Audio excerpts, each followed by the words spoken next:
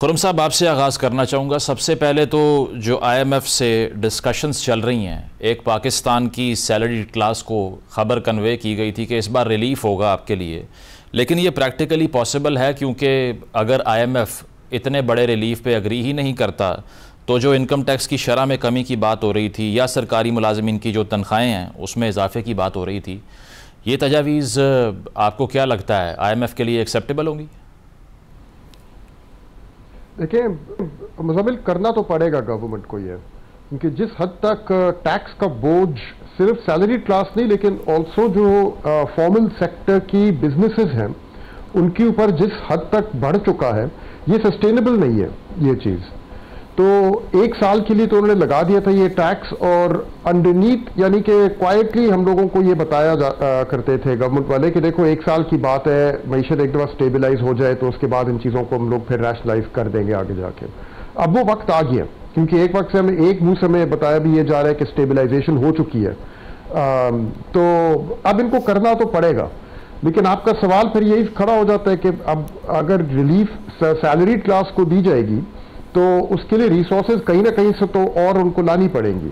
अब ये उनका काम है कि कोई और तगड़ा किस्म का रेवेन्यू प्लान लेके आए जिसके तहत समझ आए कि ठीक है सैलरीड वालों को हम रिलीफ दे देते हैं, लेकिन लेट्स से रिटेलर्स या एग्रीकल्चर सेक्टर जिसके लिए लेजिस्लेशन भी पास हो चुकी है, या real estate sector, property developers, उनके ऊपर टैक्स लगा के या प्रोफेशनल्स के ऊपर लगा के वहां से हम पूरा करेंगे इसको, वो तो उनके ऊपर है करना। लेकिन यहाँ करना तो पड़ेगा, देयर इज नो, इसमें कोई दो राय नहीं है कि सैलरी क्लासेस एंड बस साथ साथ ऐड कर दूंगा जो रजिस्टर्ड बिजनेसेस हैं उनके ऊपर जो टैक्स बर्डन है ये सस्टेनेबल नहीं है। इसको लेके एक साल और चलना पॉसिबल नहीं होगा गवर्नमेंट के लिए।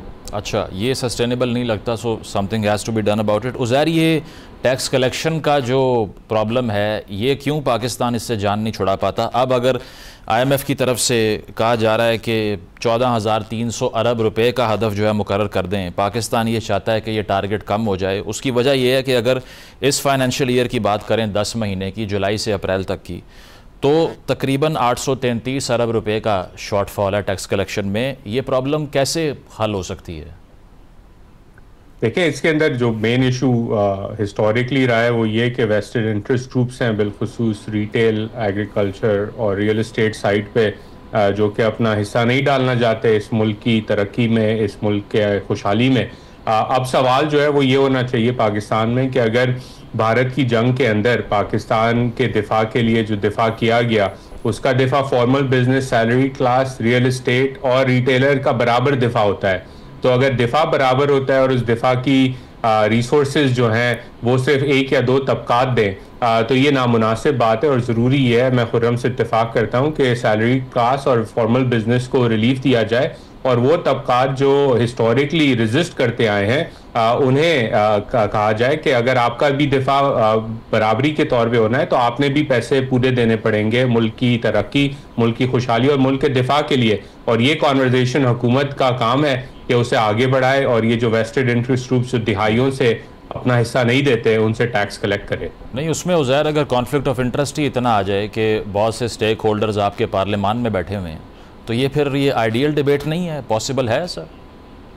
बिल्कुल पॉसिबल है। अगेन किसी ना किसी ने तो पहल करनी होगी ना कि अगेन आपका कुछ हफ्तों पहले आपको एक रियलिटी चेक मिला कि आपको ईस्ट से थ्रेट कितना बड़ा है, तो अगर वो रियलिटी चेक है और अगर आप सेलिब्रेशंस के मूड से आगे हटके आगे की प्लानिंग करें तो ये डिबेट तो होना चाहिए ना कि पाकिस्तान की मईशत, पाकिस्तान का दिफा और पाकिस्तान के आने वाली नस्लों का फ्यूचर जो है वो क्या सैलरी क्लास और फॉर्मल बिजनेस ही उठाता रहेगा, या वो लोग जो कि दिहाइयों से अमीर हुए हैं रिलीफ ले लेकर क्या वक्त आ गया है कि उनके ऊपर भी इक्विटेबल टैक्स जो है वो डाला जाए और बराबरी के तौर पे तमाम पाकिस्तान के शहरी, तमाम बिजनेसेस, तमाम स्टेक होल्डर्स अपना हिस्सा डालें टैक्स कलेक्शन में। मतलब ये इनेविटेबल है। खुरम जो बात कर रहे हैं उज़ैर भी, इस पर अब ये भी कहा जा रहा है IMF की तरफ से कि एग्रीकल्चरल सेक्टर को टैक्स करें, जैसे खाद है या मशीनरी है।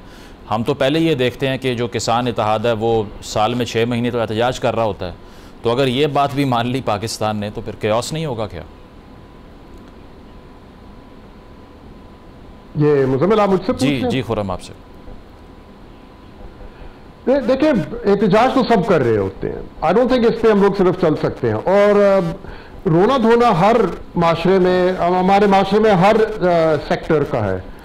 किसान लाजिम रो रहे हैं, अपनी उनके मसले मसाइल हैं। रिटेलर्स के पास चाहे उनका अपना रोना धोना होता है कि हम कहाँ से टैक्स लाएं, हमारे तो हम तो वैसे ही फिस चुके हैं, ख़त्म हो चुके हैं।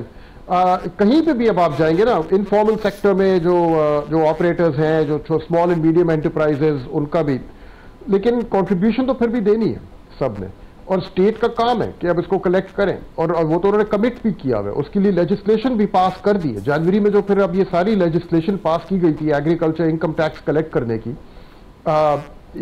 ये फिर क्या था सब? कोई नियत अगर नहीं थी कलेक्ट करने की तो फिर ये लेजिस्लेशन क्यों पास की गई?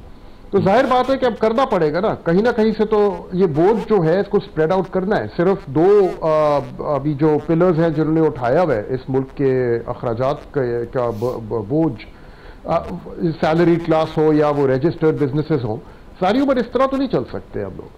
तो जो मर्जी अब वो कहें एग्रीकल्चर सेक्टर में, द प्रॉब्लम इज कि वहां पे एडमिनिस्ट्रेड प्राइसिंग के थ्रू उनको ऑलरेडी बहुत ज्यादा बेनिफिट्स मिल रहे थे, ऊपर से टैक्स भी उनका बर्डन उनके ऊपर से हटाया हुआ था। अब एडजस्ट करना होगा और समझना होगा जो लोग एग्रीकल्चर सेक्टर में इन्वॉल्व हैं कि आपको फॉर्मलाइज करना है अपनी ट्रांजैक्शंस को, और उसकी अगर कॉस्ट आती है तो आप बेशक पास ऑन करें, और कुछ हद तक उसका एक इन्फ्लेशनरी इम्पैक्ट आएगा एग्रीकल्चर प्रोडक्ट्स में, खासतौर पे फूड इन्फ्लेशन में।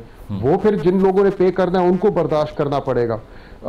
This pain has to happen, it has to travel through the line, और उसके साथ साथ ही फिर जो ट्रांसफॉर्मेशन आनी है हमारी इकोनॉमी में, उसके बगैर फिर हमारा चारा नहीं है ना, वरना तुम लोग इसी तरह चलते रहेंगे जैसे पिछले कोई 7 दहाइयों से चलते हैं। और खुरम जो टैक्स कलेक्शन का शॉर्टफॉल है, मतलब उसमें आपको क्या लगता है, आपकी रीजनिंग क्या है कि रिफॉर्म इसलिए नहीं होती कि कन्विक्शन नहीं है, या फिर स्टेट या गवर्नमेंट जो है वो डील नहीं कर सकती इन बड़े बड़े इंटरेस्ट ग्रुप्स के साथ जो कि टैक्स डिवेड करते हैं या टैक्स चोरी कर रहे हैं? It's a mixture of both Muzammil. और एक तीसरा इंग्रेडिएंट भी है कि इसकी इतनी समझ नहीं है, अवेयरनेस भी पॉलिसी मेकर्स के तबके में इतनी ज्यादा नहीं है इस चीज की कि हमारे जितने पार्लियामेंटेरियंस हैं जो पार्लियामेंट में बैठ के खड़े होकर तकरीरें कर रहे होते हैं, आई डोंट थिंक उनको पूरी तरह समझ है कि जिस बिल्डिंग में वो खड़े हैं, जो लाइटें उसमें चल रही हैं, सब कुछ के बिल जो पे किए जाते हैं, ये कहाँ से आते हैं ये पैसे, और इनमें इजाफा करना कितना जरूरी है और किस तरीके से हो सकता है, इन चीजों की समझ है ही नहीं उनमें। तो आई थिंक अवेयरनेस की कमी है, आई थिंक कन्विक्शन की कमी है कि भाई अगर अवेयरनेस हो भी तो वो आए बाय शाएं करना शुरू कर देते हैं कि यार लोग शोर मचाते हैं, एहतजाज होता है, हम क्या करें। और फिर उसके साथ साथ आई थिंक कुछ हद तक उनके हाथ भी बंधे हुए होते हैं। हर जो गवर्नमेंट होती है वो अपने सर्वाइवल में ही खर्च हो चुकी होती है पहले 1-2 सालों के बाद। इस गवर्नमेंट के पास थोड़ी सी अभी जगह है काम करने के लिए, इनके पीछे एस्टैब्लिशमेंट की बैकिंग है, कोई खास ऑपोजिशन नहीं है इनके रास्ते में। तो अब ठीक है, जिस तरीके से भी उन लोगों ने अपने लिए ये पोजीशन हासिल की है, कुछ उसके साथ करके ही दिखा दें। अच्छा, क्यों ना। ठीक है, प्रोग्राम में एक ब्रेक शामिल करते हैं, ब्रेक के बाद वापस आएंगे। Stay with us.